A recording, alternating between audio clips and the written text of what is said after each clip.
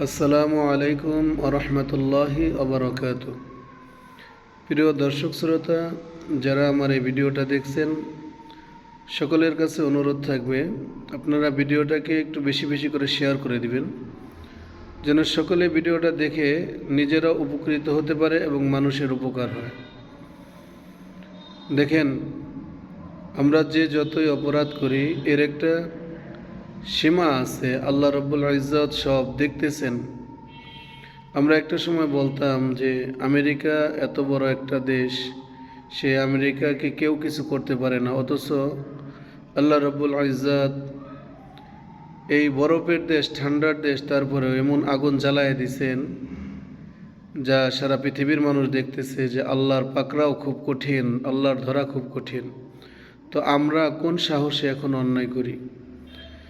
যেখানে ইসলামে কোরআন তেলাওয়াত অসুস্থ মানুষের সামনে বা ঘুমন্ত ব্যক্তির সামনে জোরে করতে নিষেধ করা হয়েছে যেন মানুষের কষ্ট না হয়, সেখানে সারাটা রাত মেলার নামে, বিভিন্ন ওরসের নামে সারা রাত উচ্চ আওয়াজে মাইকে গান বাজায়া তারা কি ধরনের ইবাদত করে এটা বুঝি না। মনে হচ্ছে যেন কিয়ামত খুব নিকটে। তো আল্লাহ পাক আমাদের সকলকে এই সমস্ত পাপ থেকে হেফাজত করুক। যারা এটাকে সমর্থন করি মূলত তারাও কিন্তু গুনাহগার হচ্ছি, কারণ ইসলাম এমন একটা বিষয়, হকে না করা, যে জিনিসটা ইসলাম নিষেধ করছে সেটাকে হাঁ করা, এটা কিন্তু ঈমান চলে যাওয়ার একটা বিষয়। যে কেউ যদি ইসলামের সাথে বিদ্রুপ করে, ঠাট্টা করে, তো সাথে সাথে সে বেঈমান হয়ে যায়। কেউ যদি মদ পান করার সময় বিসমিল্লাহ বলে পান করে, তো সাথে সাথে তার ঈমান থাকে না, ঈমান চলে যায়। তো কাজেই আমরা কোনো অবস্থাতে এগুলাকে সমর্থন করব না, এবং প্রশাসনিক যারা ক্ষমতায় রয়েছে আপনাদেরও কিন্তু জবাবদিহিতে রয়েছে।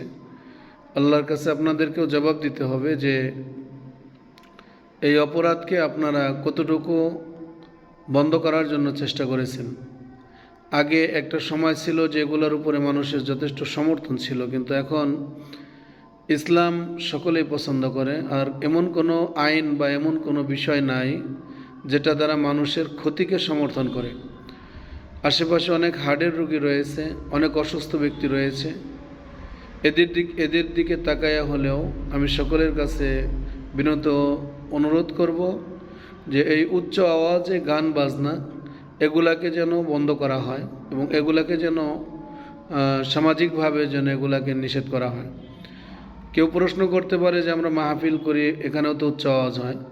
দেখেন, আমরা চেষ্টা করি মাহফিলের সাউন্ডকে মানুষের নিয়ন্ত্রণে রাখার জন্য, এবং একটা মাহফিল সাধারণত 10টা-11টার ভিতরে শেষ হয়ে যায়। কারণ আমরা এতটুকু জানি যে সারা রাত মাহফিলের থেকে ফজরের নামাজ অনেক উত্তম, এবং এই ব্যাপারে আমরা মানুষকে সতর্ক করি। আর সব জায়গায় মাহফিল 10টা থেকে 11টার মধ্যেই শেষ হয়ে যায়, আর আমরা সাধারণ ফ্যামিলিতেও 10টা-11টা পর্যন্ত আমরা জেগে থাকি। তো এখানে মাহফিলে মানুষের কোনো ক্ষতি তো হয়ই না, বরঞ্চ দিনের ব্যাপারে তার যথেষ্ট উপকার হয়, সে মাসলা মাসাইল শিখতে পারে। কিন্তু এই যে সমস্ত ওরসের নামে পুরুষ মহিলার উচ্চ আওয়াজে মাইক বাজায় গান বাদ্য কইরা এগুলা কতটুকু উপকার হয়, এটা সকলেরই কাছে প্রশ্ন। তো আমি বলবো যে এগুলার দ্বারা মনে হয় আপনাদের কোনো উপকার হয় না, ক্ষতি ছাড়া। আর ইসলামে তো এগুলো নিষিদ্ধই। ততএব চেষ্টা করব আমরা এই সমস্ত জিনিস থেকে ফিরে থাকার জন্য। আসুন আমরা এগুলাকে ছেড়ে দিই। একটা সময় ছিল মানুষ অন্ধকারে বসবাস করত, এগুলাকে তারা প্রাধান্য দিত। এখন আধুনিক যুগ, সেই মানুষ আধুনিকতা পেয়েছে, কিন্তু আসলে নিজেদেরকে আধুনিক করতে পারে নাই। আল্লাহ পাক যেন আমাদেরকে এই সমস্ত পাপ থেকে বেঁচে থাকার জন্য তৌফিক দান করে, সঠিক বুঝ দান করে। আল্লাহ পাক আমাদের প্রত্যেকের উপরে খাস রহমত দান করুক।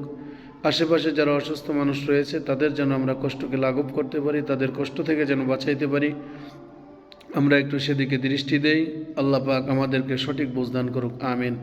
আসসালামু আলাইকুম রহমতুল্লাহি ওয়া বারাকাতুহু।